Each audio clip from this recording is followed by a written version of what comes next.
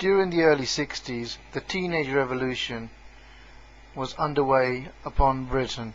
There was a revolution, too, in the moral climate. The Second World War had stimulated a loosening of the social fabric. London was a Mecca of Britain, and it was there that the new morality could most obviously be observed.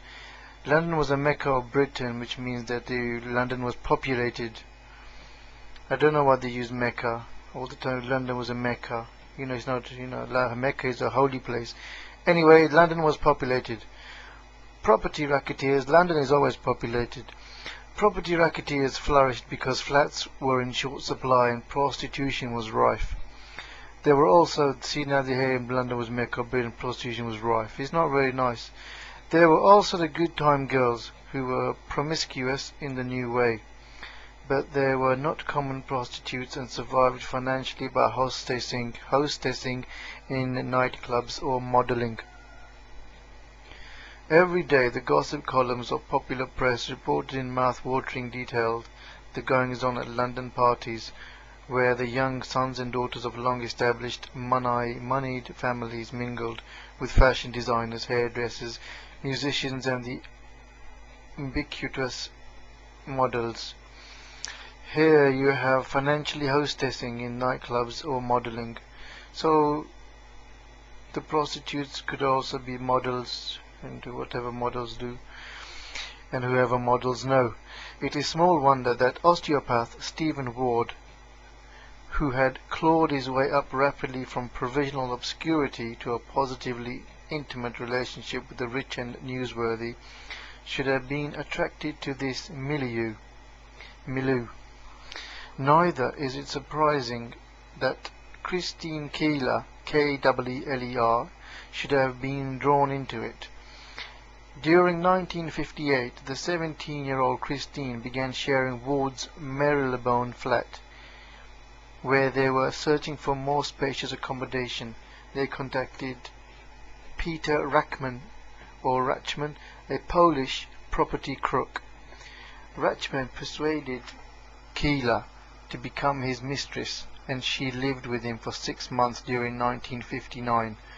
After leaving Rachman, Keeler met 16-year-old Mandy Rice Davis at Murray's Cabaret Club, where they worked. They were both absent from work on New Year's Eve 1960, were sacked and went to live for a while in a flat in Comeragh Road, Barons Court, Comeragh Road, Barons Court, before they again split up. Keeler to live with a Persian, Rice Davis to live with a Rachman. Ward's osteopath practice was now at its most active, but so they lived in a Baron's Court. There's a court, and his osteopath practice is around the court. Perhaps you have to find that one out. So a lot of people visited him, you know what I mean, if he's around a court. But he was also taking great interest in drawing. He drew several members of the royal family and government ministers for the series portraits he was preparing for the Illustrated London News. Right, so he is drawing portraits of royalty and ministers, which means he's a bit like me, designing pictures of, for example, I designed Jennifer Lopez pictures, also of personalities. So to become known, to become respected. You know what I mean? Anyway, his social life became inextricably mixed with his professional one. Either, respected or moving on to further afield and, trying to raise money perhaps. During this period, Ward struck up an intimate friendship with Captain Eugene Ivanov, a Soviet naval attaché. The security services were properly concerned about the association and paid Ward a visit on 8th June 61. So here he was introduced to, he got to know someone from the Soviet Union, and once he became known with the Soviet Union person, the Soviet Union eyed him up as well. Nevertheless, on 8th July he invited Ivanov to a party at his weekend cottage on the Cliveden estate in Berkshire. Christine Keeler was now sharing Ward's new flat in Wimpole Mews, and she too joined the party. There was another sort of party, a much more formal one, at Cliveden itself that weekend. Master Astor was entertaining more than 20 illustrious guests, including Her Majesty's Secretary of State for War, John Profumo, and his wife, former film star Valerie Hobson. Some of the guests, complete with tiaras and cigars, went for a stroll through the grounds after dinner. Ward's party were using the estate swimming pool in their horseplay, Keeler had ended up naked. Some of the Cliveden guests, including Profumo, chanced upon this scene.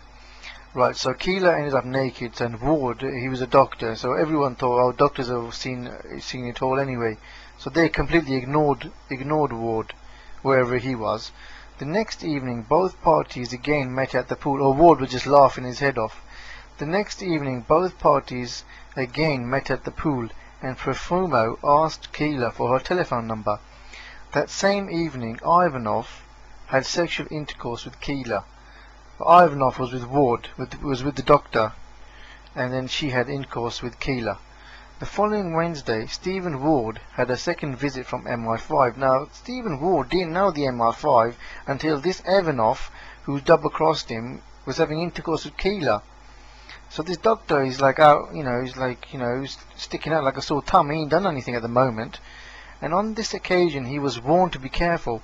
Ward, inveterate, named Ward, Inveterate, name dropper that he was, said that he knew Profumo. Right, so someone's saying that Ward is a name dropper. So someone has to ask, so you gotta go to his family and ask him what sort of personality Mr. Ward was. Like, he's taken his doctor, so he's taken the oath, isn't he? So I don't think he's a name dropper. Right, and I will continue with this later. Thank you very much.